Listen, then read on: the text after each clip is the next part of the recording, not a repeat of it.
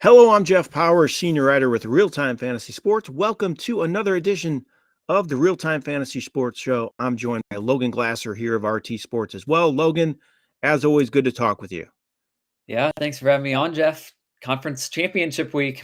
Here we are. It is conference championship week for sure, Logan. So on today's show, we thought we'd do something maybe a little different. We want to go into our wager wire postseason shootout, and we're going to look at the standings there, and we're going to go in depth on who we think has a good chance maybe to make a run, or the team that is winning. Can they hold on? We're going to go in depth there and take a look. It's an awesome contest. $100,000 is the champion. If you win this wager wire postseason shootout, you win $100,000. Logan, it's an awesome contest. The leaderboard is a ton of fun as well. We'll bring that up here shortly and yourself, but it's always so much fun to follow along with that big leaderboard during the playoffs, just to see where you are and if you can make a run. It's just an awesome contest, right? For sure. And it's unlike anything like it for the regular season where amount of teams still available. When we bring up, we talk about this like leaderboard and stuff, you'll notice all the teams have different amount of players still left. So some teams are going to have 8 players. Some teams have 7, 6, 5, all the way down. The majority of our teams have less than 6 players still alive. Dallas Yeah, definitely took a hit on a lot of lineups after week for 1. sure. So it's optimum, obviously, to have 8 players left, because that means if you're not familiar with the contest, you have to pick 2 players. You cannot pick more than 2 players from any one team. So you can't load your roster with Ravens or 49ers. You have to pick just 2 players from the teams you think are going to advance the farthest. So the teams that thought the Ravens and Chiefs and the 49ers and Lions would make it to the conference championship likely have eight players left. And I actually went through and looked at all the top 30, and I wrote down all the teams that still have 8 players left, and there are just 5 in the top 30 that have all 8 players left for the conference championship. So those teams definitely have a little bit of an advantage in my view, but I don't think you can count out those other teams as well, right? For sure, yeah, you can't count them out, especially the team in first place. Like for example, they have a 13-point lead, and like defenses and kickers, they might only get you a couple of points. So if you have 6 guys still alive, excluding those defenses and kickers, and you've got a little bit of a point lead, you can definitely hang on for sure. And as you mentioned, yeah, only 2% of all the teams have 8 out of 8 still alive. Only 2%. Wow, that's amazing. 2%. That's a And that's a then only low. 4.9 So have 7 out of 8. what's the math on that? Do you know? 2% out of what? So there's about 2,000 teams. So about, what would that be? 200? Or no, that would be 20. 20. 10% of 2,000. Oh no, you're right. I guess around 200, 400. I don't know. Math's not our strong suit, right? Regardless, but we're going to get into that here shortly. But also, we are going to go over every game this weekend. They should be very exciting. So we're going to look into the games in depth. We're going to give you a fantasy player we're like. We're going to talk about maybe some pick 'em plays we like too, and then go over the lines too. So we're going to talk about the over under and if they can cover the spreads. The games last week were great, Logan. Before we move on to the upcoming week, we can recap the games a little bit as well. But those games last week, and all of them but one were not a blowout. So the previous week, the wild card weekend, was not quite as exciting. But this past week, man, those games were really good. I really enjoyed watching them. Yeah, we had some really good games last week, as you mentioned. The first game, it was close to halftime with Houston, Yep. Baltimore. I mean, I believe that was a tie game at halftime, and then Baltimore kind of ran away with that. But then we had San Francisco, Green Bay, in which I think Green Bay completely dominated that game. I They think they did. deserved to win that. They just could not capitalize in the red zone on a couple of possessions, and Brock Purdy did not look good at all, especially with Deebo Samuel going out of the game.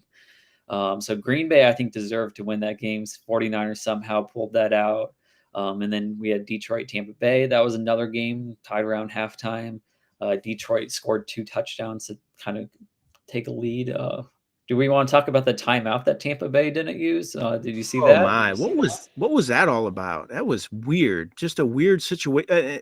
Even Detroit did not handle the clock well. I guess they took for granted they weren't going to take a timeout, so they didn't even run Yeah, the play clock all the way down before kneeling. Like just a weird situation. I don't it's understand what was wild. going on there. They took knees with 20 seconds left on the game clock What with the that, heck? and you have to take that timeout if you're Tampa Bay. Is what would have been a 49-yard field goal, and it's Yeah. Tampa Bay's just got a brand new kicker, Riley Patterson. They dropped him a couple weeks ago, so they got Michael Badley in there. You have to take that.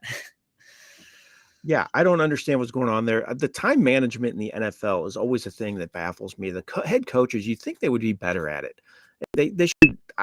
I mean, most of them do have somebody in their ear that's just their job to help them with the time management. But it sure seems like they don't take advantage of it. I mean, Mike McCarthy's terrible at it. I mean, this past weekend was not a Yeah, good situation. It just seems to be an epidemic in the NFL.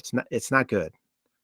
sure is. Yeah, you think you'd have the entire offensive coordinators up in the booth and special teams unit just screaming at them to call Yeah. timeout, but did not.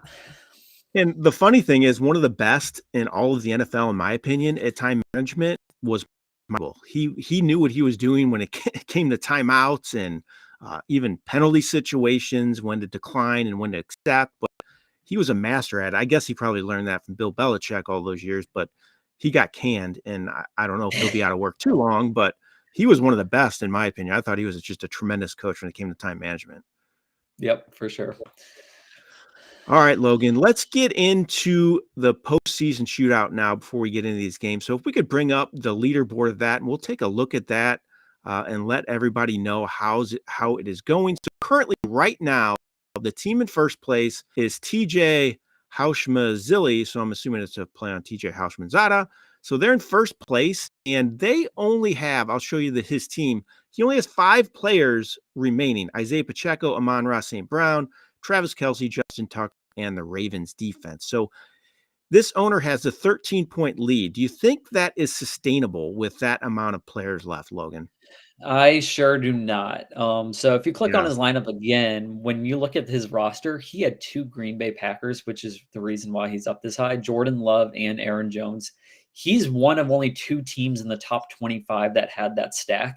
If Green Oh, Bay really? beat San Francisco, I think he would win this entire contest. So I think that cost him $100,000. San Francisco beating Green Bay with that. And you also notice that he does not have Christian McCaffrey on his team. He's got no 49ers. Oh, Um, wow. I did not realize that. That's probably one of the few owners that does not have Christian McCaffrey. We talked about Correct. Yeah, differentiating one it, of the though. few owners that does not have that. So if Green Bay had won and knocked Christian McCaffrey out, plus his 2 Green Bays, I think he runs away with this contest and wins it. Yeah, But you're since probably San right. Francisco won, it's going to be a complete toss-up between several different teams coming into these final 2 weeks. Yeah, I thought we would examine it closer. So I went through and looked at the top 30 teams. And of the top 30 teams, there are 5 teams, like I mentioned, that have all 8 players left. That is the maximum you can have at this stage. In the top rated team, there's only one team in the top 10 that has 8 players left, and that is Biscuit Head 1. So the Biscuit Head 1 team has 312 points. So they're roughly 27 points behind the leader. Let's look at his roster. I'll have to scroll down a little bit for you. So they have, Lamar Jackson, Christian McCaffrey, Jahmyr Gibbs, Deebo Samuel, Amon-Ra St. Brown, Rashee Rice, Travis Kelce, Justin Tucker, and the Buffalo Bills defense. So that's a pretty dang good roster, Logan. I mean, I could definitely see this team winning it all with the way they're sitting at this point. Yeah, I think they're definitely in consideration to win it all. The only concern is that he doesn't have 2 QBs, but since he True. still has 8 out of 8, I think he'll be perfectly fine. I think it's kind of between Biscuit Head and team number 6, who knew, who has double QB left with that. Owner is none 99 or 999. If I think it really comes down to if Detroit does beat San Francisco, I think this team wins it all. If they do not, then I'm kind of leaning towards Biscuit Head as the favorite. Um, out So of the that. next highest ranked team that has all 8 players left is team 17 in the standings. That's Final Call. So if you look at that, they do have a QB left. So they have Jackson, McCaffrey, Pacheco, Gibbs, Samuels, Brown, Butker, and the Ravens. But they have the defense kicker, so that's not optimal as points. But still, that's a team that could make a run too if the Ravens win, in my opinion.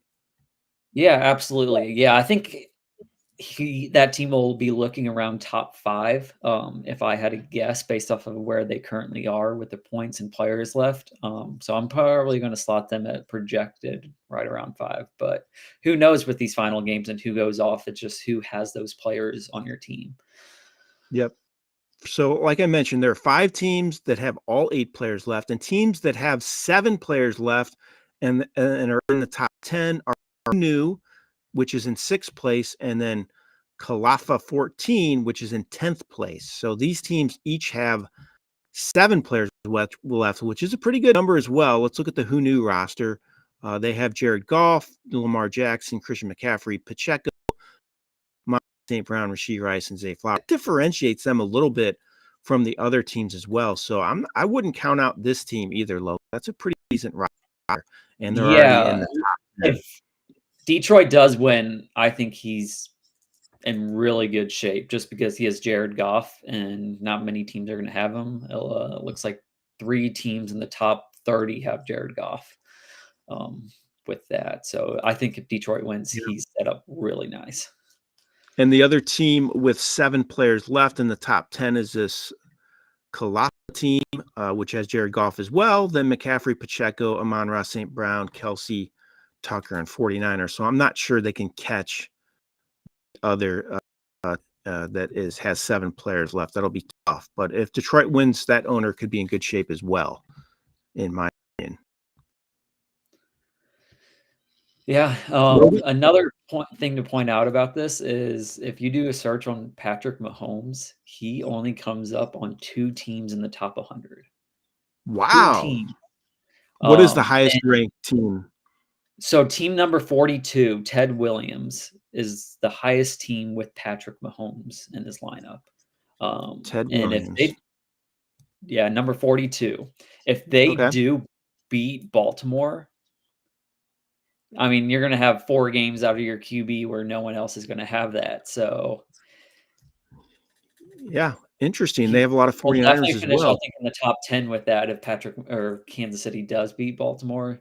But it just surprises me because now they've played 2 games. Again, he hasn't put up many points. He's only had around 20 points for each of the games. But still only 2 teams out of those top 100 to have Mahomes. It speaks So, about how good the QBs have been on other teams, yeah, but still.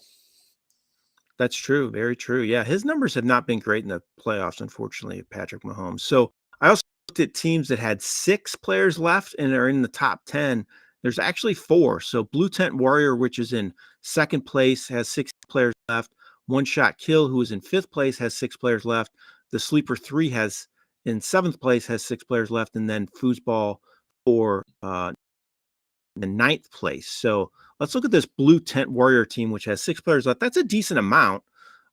Christian McCaffrey, Pacheco, Gibbs, Amon-Ra, St. Brown, Kelsey, and Tucker. So 2 Chiefs, 2 Detroit Lions, and then not two 49ers, though. So he's split there a little bit. So I guess he needs a Chiefs Lions Super Bowl to maximize his numbers there. I mean, he could still have a decent showing, even though he doesn't have as many as 8 players left. I think that this team could still finish top 10. Yeah, What do you think? absolutely. So the Team one, number 9 is yeah, Foos, who won the TFC last year, our first ever $500,000 winner. Sitting in 9th, as you mentioned, with 6 players. I don't think he's going to hang on to the top 10 based off his remaining of his lineup, but never yeah, know. But you can see here he has McCaffrey, Pacheco, Brown, Kelsey, and Tucker left, and then the 49ers defense. But Foos is a great owner. He knows his stuff, and definitely not surprised to see him up here in the top 10 at this stage. So, Logan, that's our postseason shootout standings at this point. Anything else you want to add before we move on? Anything else stand out to you? Nothing really, nothing else, but it's wide open. I think there are several teams that still have the possibility of winning this. Again, we're at the point now where it's going to become impossible for some teams to win just because of other teams having the exact same players and ahead of them in the standings. But there's still probably 20 to 30 teams that definitely have a shot to go and win this contest. For sure. It's a great contest, as always. Give it a shot. It's so much fun playing these postseason contests if you've never done it before. And you got a chance to win a lot of money as well, $100,000. It's just an awesome contest. We are so happy to have WagerWire as our title sponsor as well. We just launched WagerWire action on our site as well. You want to talk about that real briefly before the games? Yeah, for sure. If you actually want to bring it up, you could if you want to share the screen with that. So if you go under the daily tab, go click on the RT Sports logo. Okay. You might have to go to rtsports.com. Yeah, you're right. If that's too much, I can just kind of explain. But No, yeah, it's okay. I'll go through it and then go to pick 'em. Yep, go to pick 'em. Yep.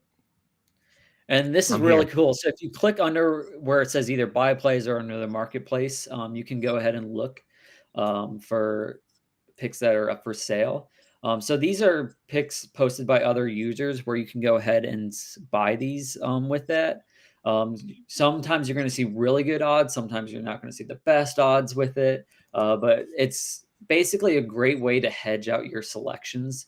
So whenever you get a pick, so if you scroll down a little bit, you'll see the third one down is Zay Flowers and Rashee Rice at 3.2 times. So instead of just getting 3 times your money on that pick, you're getting a little bit more, and someone else is kind of hedging out of that. So it's definitely a great way to maximize your money with these pick'ems by buying other people's selections. So it's definitely a way to make more money. And if you're a user and you have one that hits correctly, it's a great way to kind of hedge out and ensure a profit with that. We've seen a lot get sold over the last 2 weeks.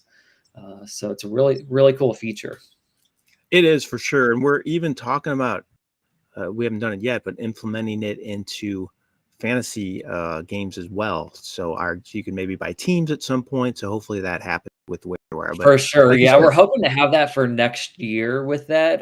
So like say you have a best ball team and you're sitting in 10th place after 7 weeks. You can actually list that team for sale and someone else can go ahead and buy that team and take control of that team. And it'll be a really good way to kind of ensure a profit for you, and other people can kind of get in their back into the race if their teams have been eliminated with that. Awesome. So again, take advantage of that. Go to rtsports.com.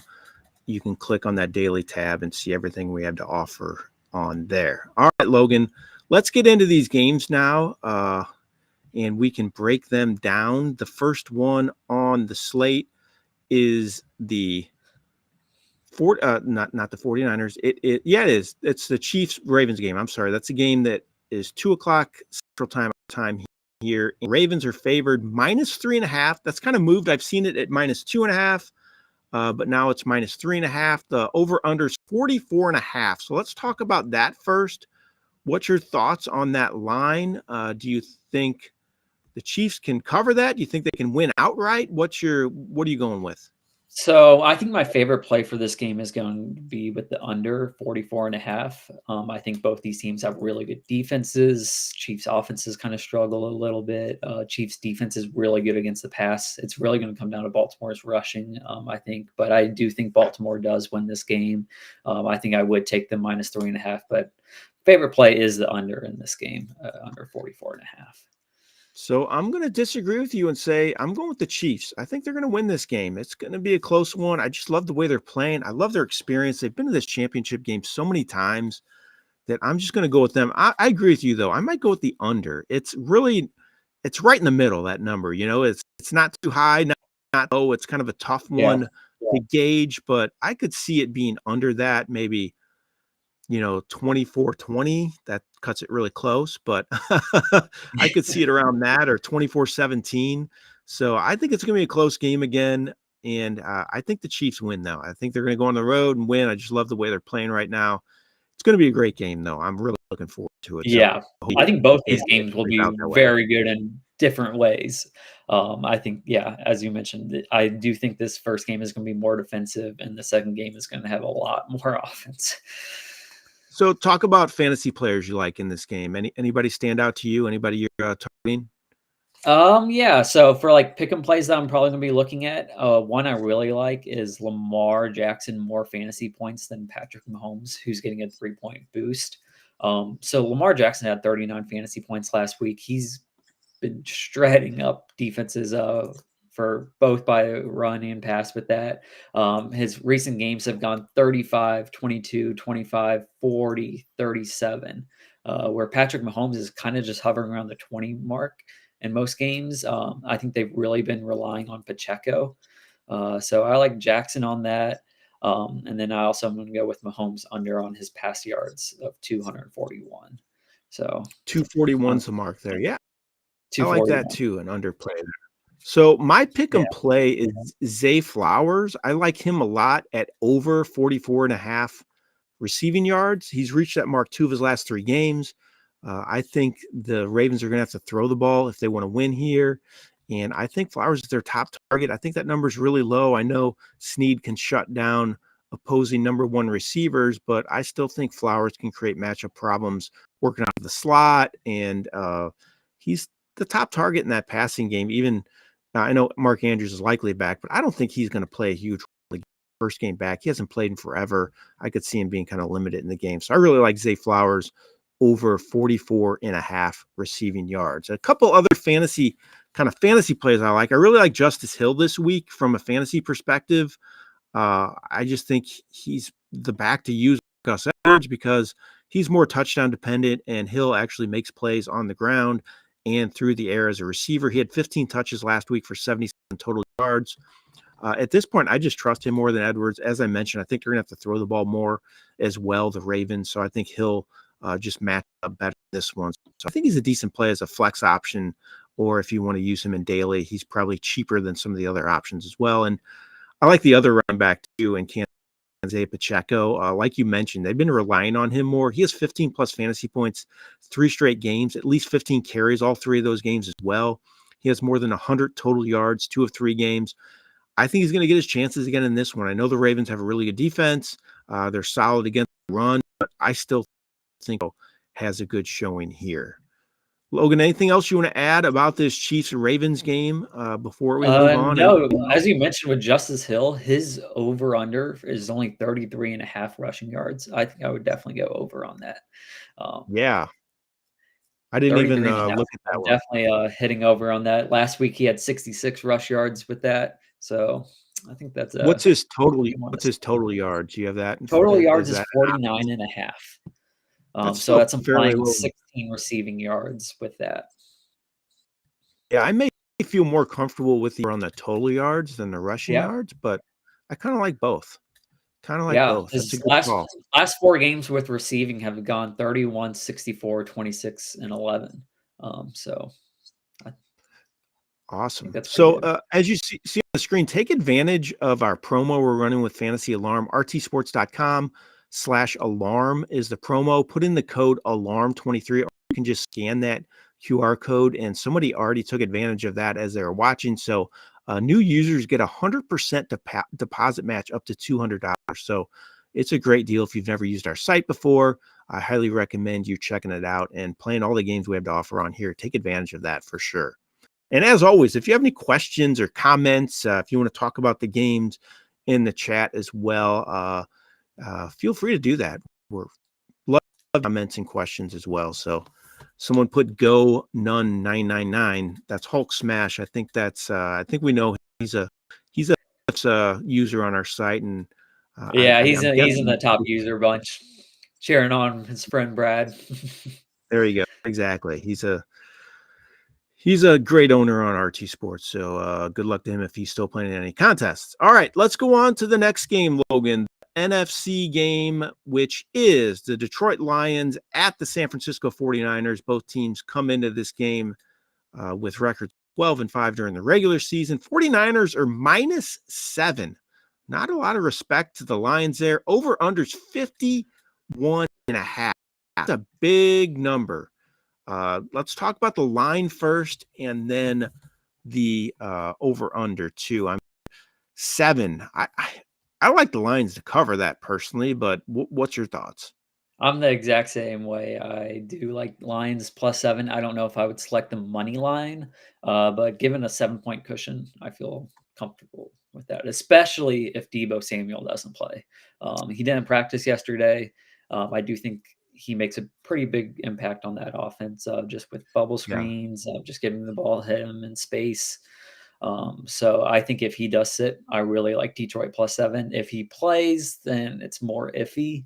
I won't love it as much, but I still would probably go Detroit +7. Yeah, if he doesn't play too, I love the under because their offense just runs totally different when Debo's not out, in my opinion. I know it's a matchup with two high-powered offenses, but their offense is not the same without Debo. I just don't like them. That seems to be his guy. He looked terrible last week. Just watching that game, every single pass, it seemed like it was incomplete until the final drive. I just don't understand how they won that game. I thought Green I, Bay just dominated. yeah. So you're still going with the 49ers though, even after saying that. You think they're going to win this game, but not cover. I would definitely feel a lot better with Detroit +7 than the money line. I do think it's gonna kinda Yeah. be a little bit more of a toss-up. If I had to select someone to win, though, with nothing on the line, I would go with San Francisco, but if I had, like, the Vegas odds with it, then I would go with, Detroit with that. I am gonna go different than you on the over. I'm gonna go with over 51.5. Okay. I just don't think neither team has a great defense. Detroit's always in high scoring games. San Francisco's defense didn't look great last week against Green Bay. Aaron Jones just ran right through them.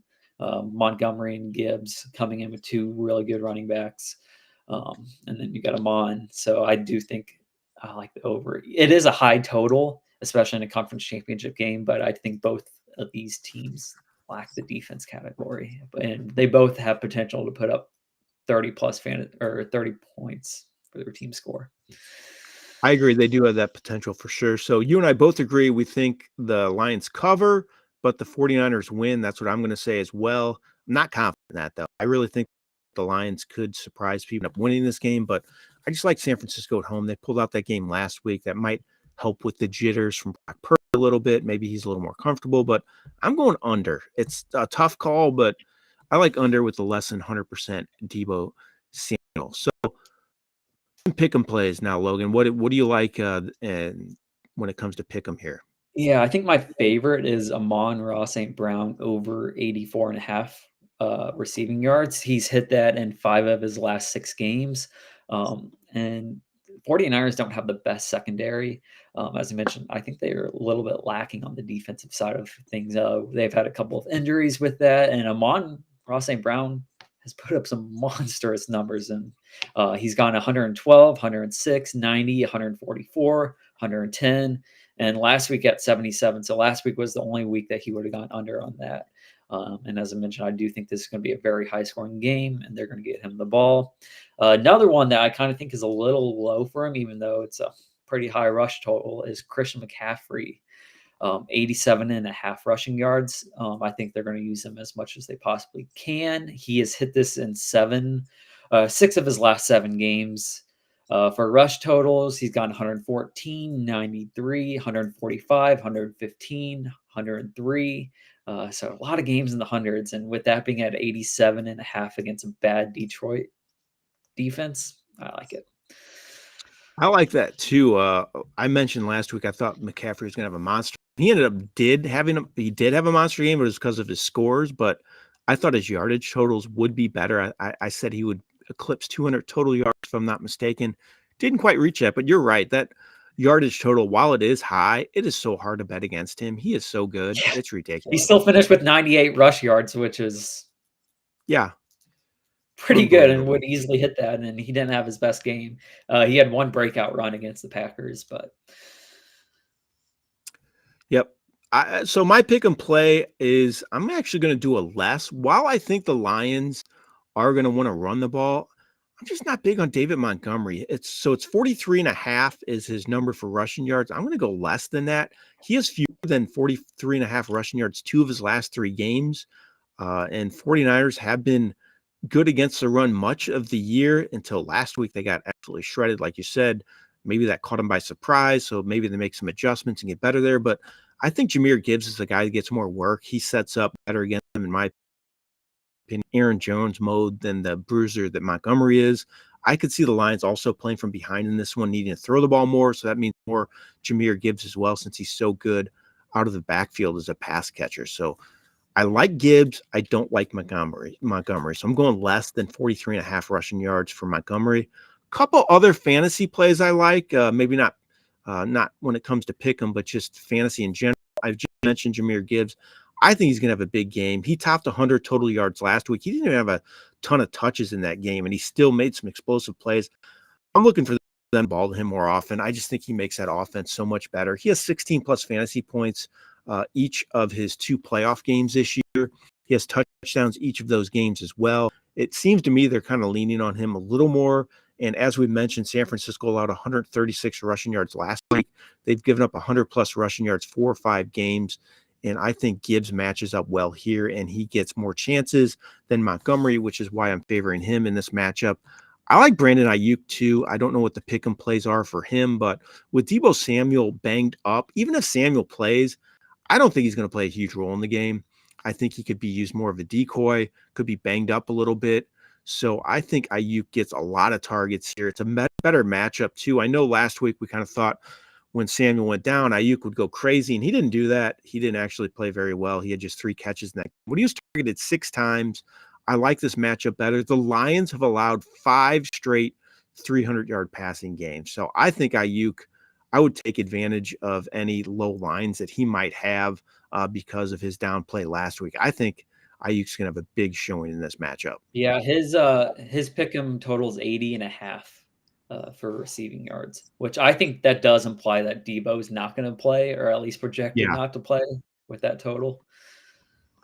I still would go over that. So even though you and I both are seeing high numbers with Amon-Ra St. Brown and Ayuk probably scaring people off, we still like the with those receiving marks. So I would go ahead and pick that if you're going to play pick them this week. Logan, anything else to add? 49ers and Lions game. I mean, it should be a good one. I don't know what's the weather supposed to be like. Have you seen anything? Last week it was rainy and I just think kind of weather's supposed to miserable. be fine this week. We did have some concerns last week with the with the weather and the rain. There's a slight chance of rain, but shouldn't be anything too bad with that. In Baltimore, any concerns there? It's time of There's year where likely rain, but again, it's just gonna be some drizzles kind of on and off there. It shouldn't be a huge downpour with that. So weather shouldn't be a too big of an impact this week. Temperature-wise, it's gonna be great for both games, 45 and 70. So should be yeah, should be a lot it's better kind of weather warm. than what we've seen the last couple of weeks with some of these games.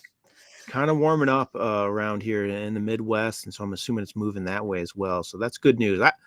I enjoy a So good do you have snow a game and yeah? enjoy the coldness, but I mean it's brutal when it impacts the game like it did the last couple weeks. It's just I don't know if it's like I said, I like to watch it, but I just don't know if it's fair for these playoff teams. I just kind of wish Yeah, they for would sure. be in a When you're dome. spending hundreds and thousands of dollars on these Yeah, teams and you run into a snow game where you can't pass the ball and you have Josh Allen negative or 30 wind chill out. It's just brutal. I don't know, but I'm so glad to hear the weather's gonna be good this week. Go ahead, Logan. I'm sorry I cut you yeah, off. who are you selecting to win the Super Bowl if you had to go? Let's say you place a bet on a team to win it all. Who are you putting your money on? Oh man, I'll go Chiefs. What are the So Chiefs what do are you think? plus 325. So they've Okay, got the third odds for that. So triple your money with who's that. who's the top odds at this point? So 49ers are plus 140, which Okay, I don't know if I would be betting on that. Then you got not great Baltimore at odds. plus 200.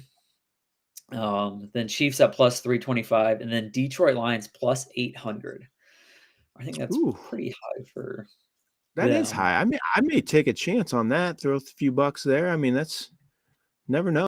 They got a good team and playing well. I mean, I don't think this matchup this week is that daunting, and I do worry about the AFC team. I think both AFC teams are kind of head and shoulders above the NFC. What about you? You have Yeah, a I kind of agree with that. But so there actually is you can bet on potential matchups with that, and 49ers are a 1.5 favorites over the Ravens if they meet in the Super Bowl. So 49ers would be favorites to win by 1.5, and then if they played the Chiefs, they would be 3.5 point favorites. I'm not sure I agree with that. The 49ers would be favored over the Ravens and the Chiefs. Interesting. Yeah, Vegas so always does this though, and they leave me scratching my head, but Vegas knows. Vegas knows.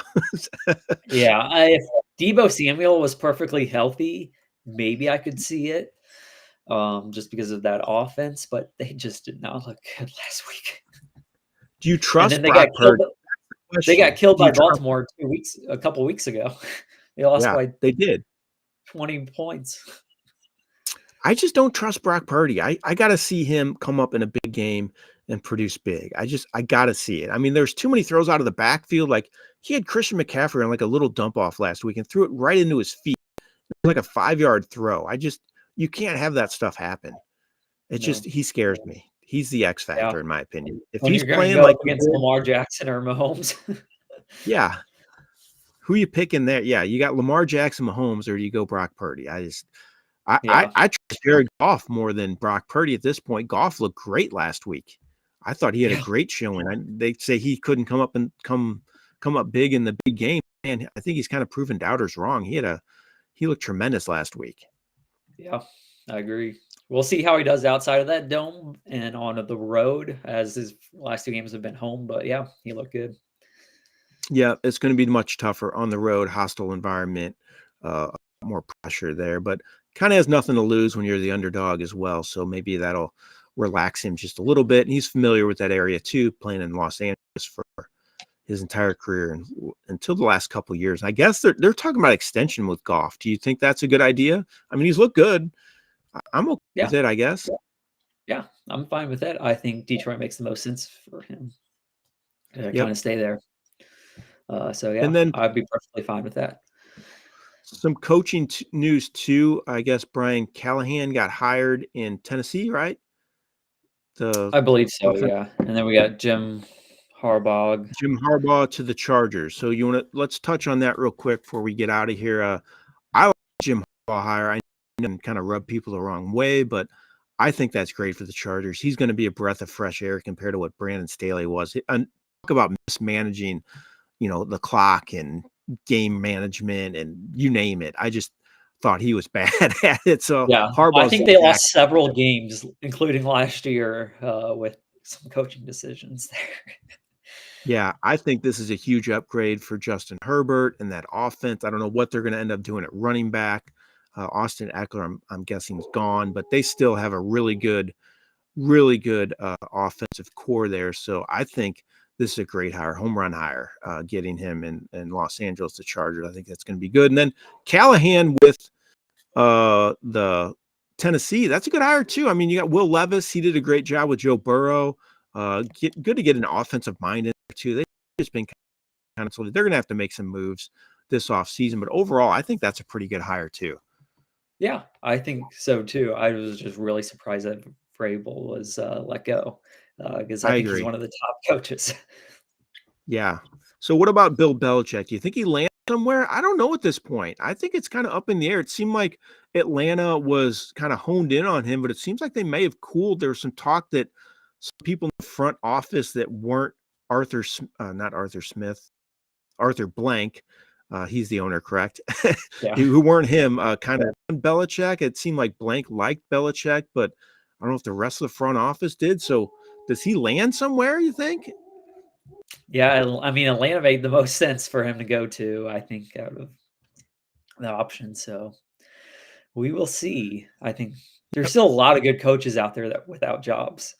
So I agree. I like the fact that the NFL is allowing these assistants to interview now instead of waiting till after the playoffs are over with. I mean, when their teams are still playing, it was kind of dumb. It was hurting those guys in the past and when they didn't allow that. So it's good to see some of these guys getting a chance to enter who are still in the playoffs. So I think that's a big positive for all these teams.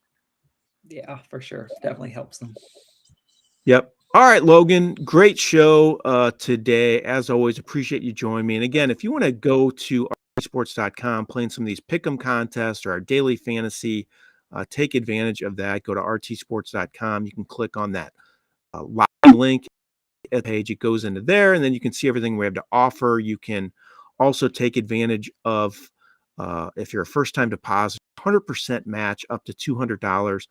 Go to rtsports.com/alarm, put in the code alarm23. Again, take advantage of just a great deal.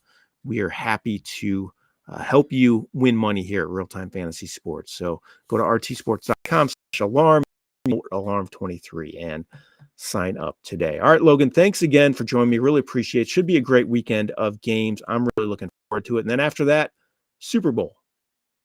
Super Bowl. It's crazy. Super Bowl. Crazy. I can't believe the season's over with already. I mean, we haven't even talked about baseball at all on the show, but our games are open there too. If you ever want to sign up for baseball contests too, we have all sorts of different options. Best Ball Championship, Real Time Fantasy Sports Baseball Championship. We have big money games. We have best ball games. We have auction, you name it. We have a ton to offer baseball wise as well. If you want to start playing that on Yeah, Real Time. and don't look now, but we're under 2 weeks away from launching 2024 drafts for the TFC and best ball. So It is started. I already added all of the draft prospects to the system, so people will start drafting right away, right? The one year, oh didn't yeah, someone for win who sure. drafted? They drafted in March, I think, or was it April? Someone drafted super early and won the TFC. I can't remember the exact date. I know 2 years ago, I believe Brad's team won in Okay, April with that. So yeah, he yeah, definitely had an early draft with that. It's definitely pros and cons of drafting early. You can definitely get really good ADP value. You just need to hit on all of those. But again, there's going to be some injuries that happen. But I think it's a good mixture to kind of do both. Have some drafts early and then some late. Is my personal the strategy with that. the team that won the TFC this year, the team I actually interviewed both owners. You can see that on our YouTube channel if you'd like to watch that. It's just some great guys, but they drafted 2 days before the start of the season, if I'm not mistaken. So they waited. They played the waiting game and they won that way. But you can also, like you said, you can get some value if you draft really early and somebody moves up draft boards. But the team that drafted 2 days before this year, they took Kyron Williams. So I don't think anybody's taking Kyron Williams in April and March this year. So you would have missed out on Yeah. something like that. Like you said, pros and cons. All right, Logan. Thanks again for joining me. Really appreciate it. Thanks to everybody out there for watching. Really enjoyed the show today. Should be a lot of fun this weekend watching the games. And we appreciate you being loyal followers and viewers of the Real Time Fantasy Sports Show. Again, thanks again to Logan for joining. And thanks to you for watching. This has been Jeff Power with Real Time Fantasy Sports. Have a great day, everyone.